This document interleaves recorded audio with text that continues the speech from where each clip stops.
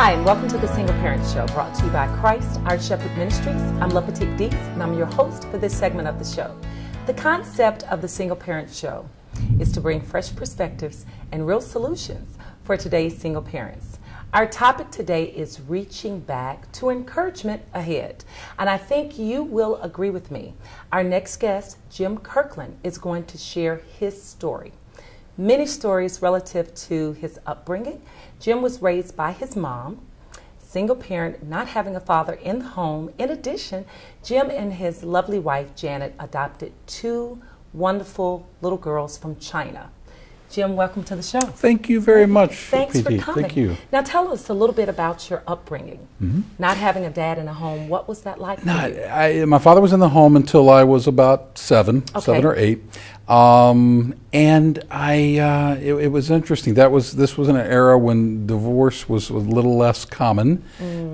So it was one of the few families that knew of that was the circumstance.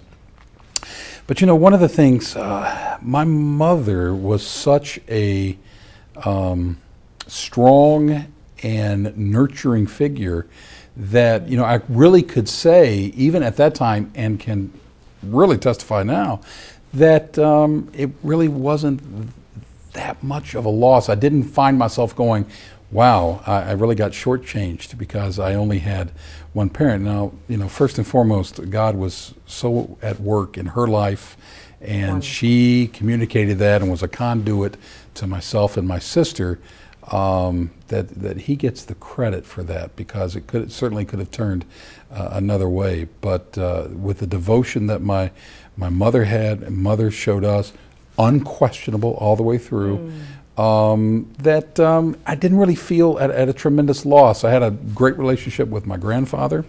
Wonderful. So he was a strong father figure, and had a good relationship with my father. We didn't have a close relationship when I was a child, but certainly from college years on up and up to today, we have a good relationship. But you know, it's not quite to the same level that normally a father-son relationship would be. There's love there, and you know, we love each other for who each other is, but there's not the same depth of bond that certainly there was with my mother. Now, what were some of the affirming values that your own convictions versus the values that your mom instilled? How did they differ from the way you were raising your girls? How do they differ? Yes. You know, I would like to say, I hope if somebody put the way my mother raised us and the way that we're raising our daughters, that they would go, wow, I see a lot of consistencies there. A lot of things that are very, very similar.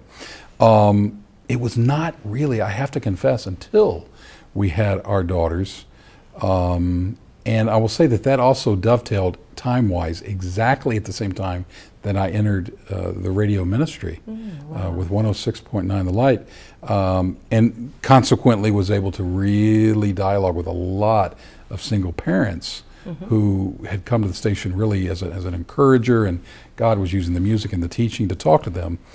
Those two elements happening at the same time, becoming a parent and learning from other single parents, that I really, really realized for the first time in Technicolor the incredible job my mother did. And you know, it's easy for anybody to say, my mom was wonderful. Yes. But to look back and say, sure, what an incredible job so many single parents are doing. And if there's anything that I can communicate to encourage single parents in the fact that, you know, I'm not one, but I was raised in a single parent household, and there's some things looking back that were just seem to be very, very cornerstone. So I would pray that somebody would see a real similarity, because I never got the sense that my sister and I were being raised different to kind of compensate because it was a single parent household. It's just the way it was, and the principles that she instilled, you know, are ones that are applicable here as well. Even praise God, we've got a wonderful wife, and there's two of us. Yes. There's power in numbers. Oh, there is.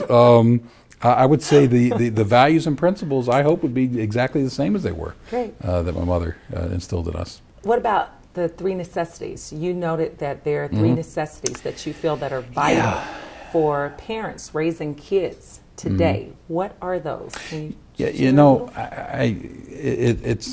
I think it almost goes. There's more than three, but we. Yeah, I think it almost. Time, right? it almost goes. I think I could cover six real quick because the first one's God, the second one's relationship with God, the third one's relationship with God. Having a personal relationship with Christ, and that not being just talk, but really, really demonstrated, is absolutely crucial. I cannot fathom going through the weight and responsibility of being a single parent without that. Yes. And that was one of the, and boy, I encourage parents who are in a walk with Christ that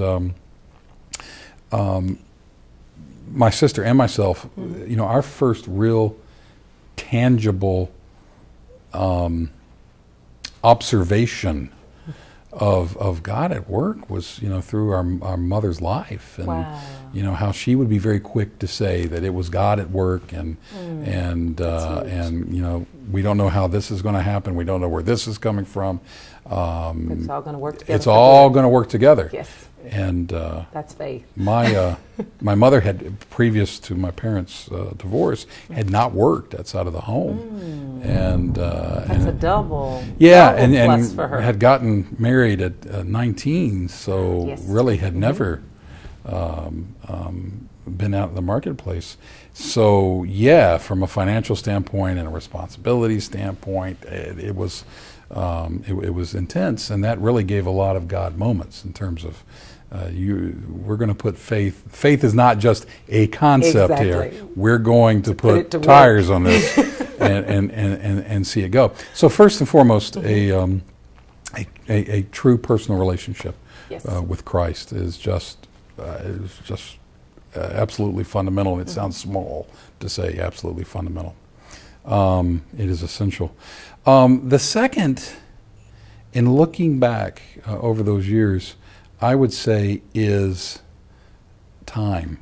Yes. And it's hard. And all of this can be prefaced by, yes, it's hard. Yes. I mean, it's hard. It is hard. But time. Necessary. Mm-hmm.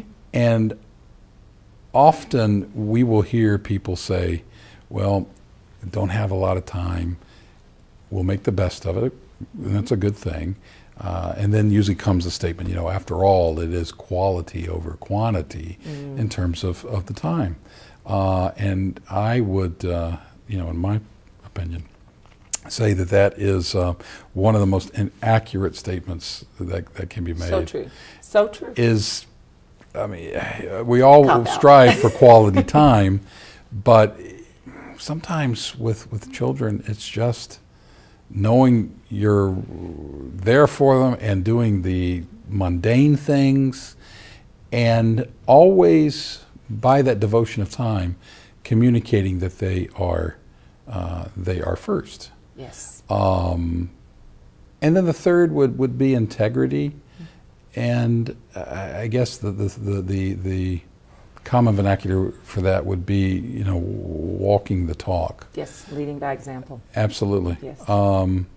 And integrity is just one of these huge umbrella words that really, covers walking the talk, making sure that it's communicated indirectly and directly that you are in leadership in the household. And never having to be in a situation where you have to question very much about what is being said, because unlike that unification of two equal partners, when there's only one, and I